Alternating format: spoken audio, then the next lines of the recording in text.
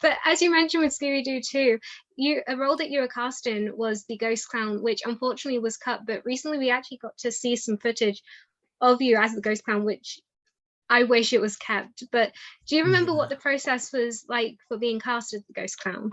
Yeah, I do. So I had been auditioning as an actor, and there's a casting. Karine and Heike, they're casting directors in Vancouver, and they've done a lot of stuff, and they're very talented casting directors.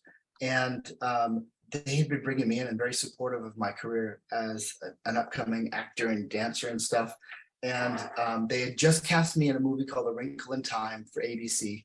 It was the first remake of it, and I played a creature, and that got cut out of the entire movie. I remember it was a big shoot, and then they brought me in, and they were like, "You're gonna play the ghost clown. We want you to audition for it." And I was like, "How do I make this interesting?" So I remember going in. I was like, "If I were the ghost clown, what would I sound like?"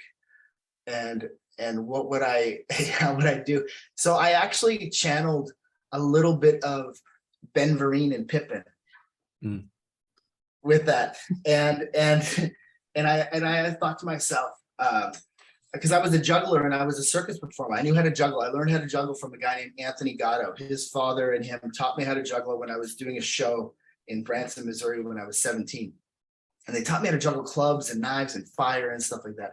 So I went into the audition with 3 balls, and I literally stood there and I was like, and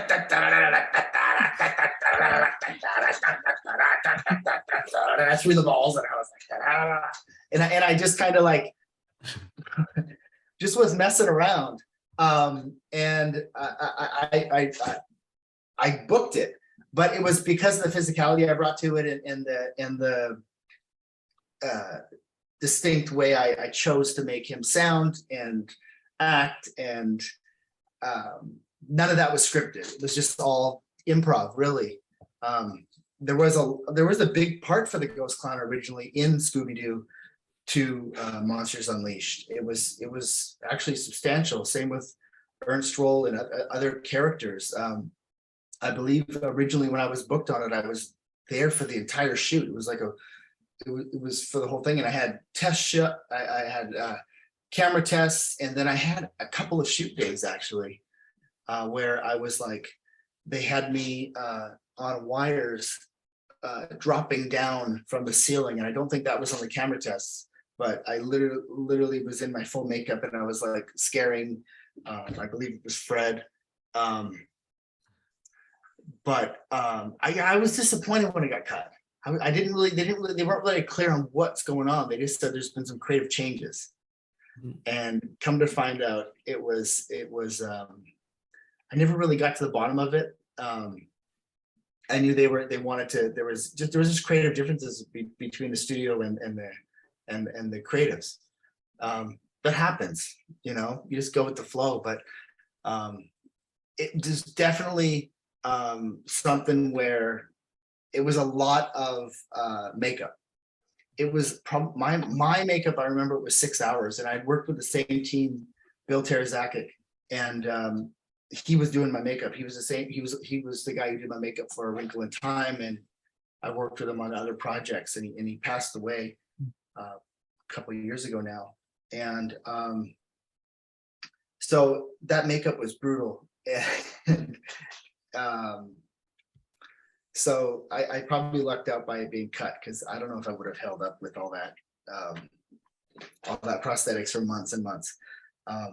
I was definitely, I remember being very excited to work with Raja, and he was a very good director. At the time, I was like heavy into the dance industry still auditioning as a dancer. And Ann Fletcher was the choreographer of Scooby Doo 2. Ann Fletcher is now the director of the new Hocus Pocus film, Hocus Pocus 2, and she directed Enchanted and stuff like that. So that was pretty cool. I remember just hanging out with the dancers a lot of times on set. A lot of them were my friends. So it was a familiar environment on set. It was a friendly environment, and there was a lot of excitement in the city about the film, I remember.